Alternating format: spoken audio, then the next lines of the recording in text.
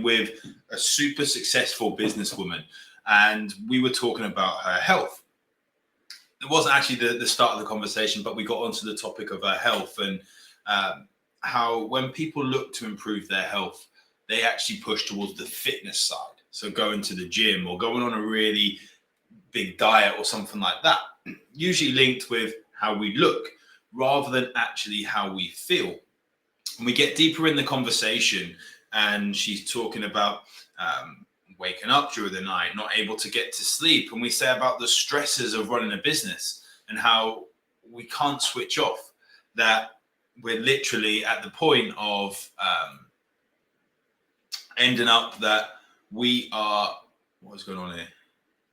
We're at the point where it gets to the nighttime and then we're still checking our emails. We literally can't switch off, and even at the weekends, because when we run this business, when we're an entrepreneur, a business owner, whatever we want to call it, that's our baby. And we want to make sure we're doing the right things and there for our clients. And we got onto how she was eating, and then it was like, I think it was like a chocolate croissant for breakfast, then pot noodle for lunch, and then she wasn't feeling too good in the afternoon. And we actually forget how close we are to being able to improve our health.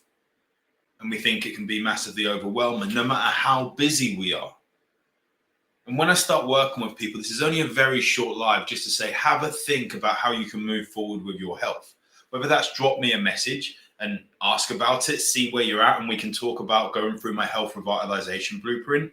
But what we've said to her is that you know some of the things that you're doing which are impacting your health, not having consistent food, not being consistent with hydration. How many times I say to people, how much do you drink every week, every day, and everything? Oh, I'm bad with my water.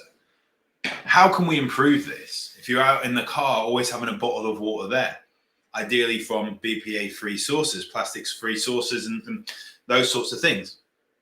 Always having snacks there. So she does a lot of site visits and making sure that if she's stuck for time, that there's like a small portion of nuts, pre-packed nuts or bars or something like that, that may not be the 100% best option at the time, but they're better than nothing and better than having a full sugar option. Making sure that lunch, there's some protein source in there. And it's all about being a little bit more prepared, but you don't have to go down that full meal prep route. You don't have to go through even going to the gym, but doing those small basic things, switching off half an hour before bed. So you have a tech-free moment before bed.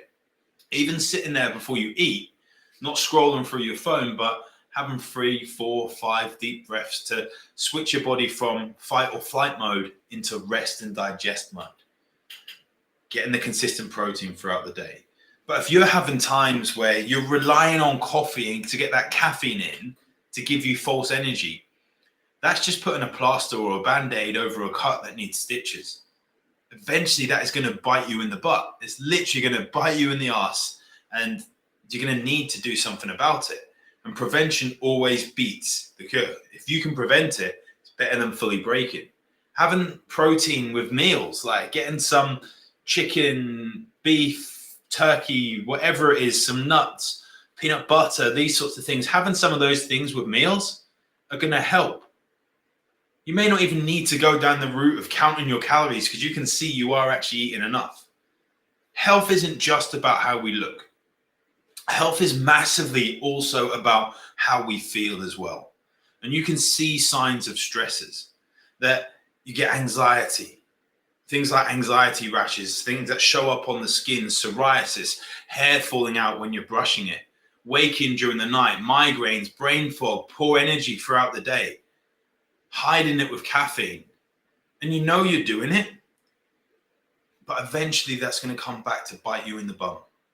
And that's something which it's your choice whether you decide to do something about it.